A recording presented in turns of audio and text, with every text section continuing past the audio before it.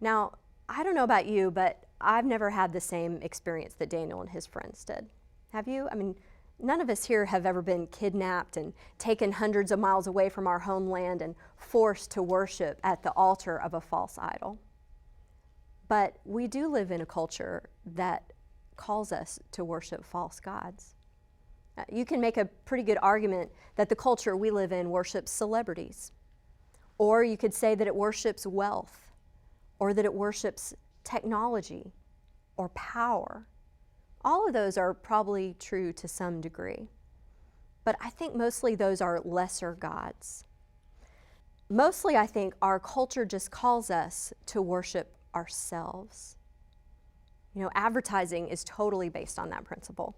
Every ad that you see tells you that you deserve something. You know, you deserve to buy certain products, to drive a certain car, to live in a certain neighborhood because you are the most important figure in the world. You are your God.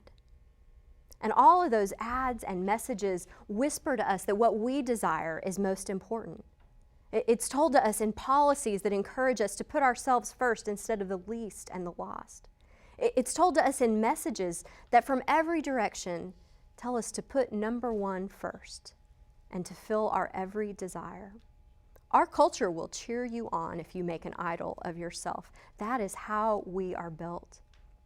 So we desperately need to find the secret to Daniel's story. How did he do it? How did he manage to live in that world and not be of it?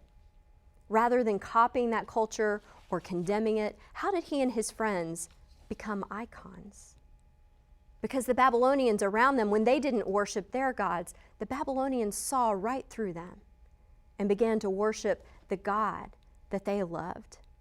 Daniel and his friends never said, "Look at me, I am what's important." They constantly said, "Look through me. Look at the God that I worship. Worship him."